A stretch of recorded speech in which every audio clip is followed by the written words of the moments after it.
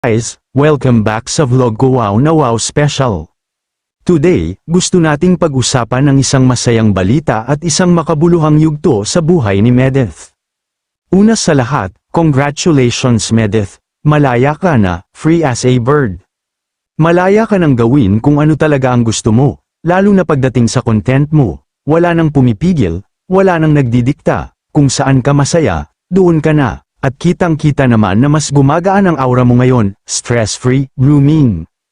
Grabe at bongga rin ang naging pamasko na natanggap ni Medeth, from Mommy's silent supporters, hindi lang ito tungkol sa material na bagay, kundi higit sa lahat, yung pagmamahal at suporta ng mga tao, marami pa ring nagmamahal sa kanya, kahit tahimik lang ang iba, may mga supporters na ayaw na talagang mabanggit ang pangalan nila, ayaw ng public recognition, pero ramdam na ramdam ang tulong, pagmamahal at suporta, minsan nga, mas solid pa ang tahimik lang.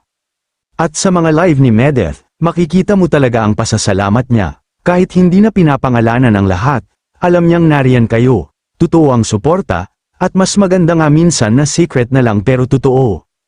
Marami mang umalis, natural lang yan sa mundo ng content creation, mas marami namang pumapalit at mas pinipiling magstay, hindi nababawasan ang halaga ng isang tao dahil may umalis. Minsan, mas gumagaan pa ang paligid kapag natira ang mga tunay. Isa pa sa pinakamasayang parte ay ang meet and greet. From Nueva Ecija hanggang Manila, ang saya-saya dahil nagkita-kita na sila in person, iba talaga kapag personal na nagkakausap, nagkakayakap, at nagkakatawanan, parang reunion ng pamilya, na masko rin si Medeth sa kanyang mga mommies at tites, sweet, genuine, at puno ng respeto. Ngayon, hindi mawawala ang mga basher. May nagsasabing pa-sweet image daw si Medeth, bait-baitan sa harap ng camera. Pero alam mo, sa totoo lang, normal na lang yan. May mga taong may masasabi kahit wala naman talagang ginagawa. Minsan, dahil wala lang talaga silang magawa sa buhay kundi manood at manghusga. Ang mahalaga dito, mas marami pa rin ang nagmamahal, mas marami pa rin ang sumusuporta, mas totoo pa rin ang saya at pasasalamat sa huli.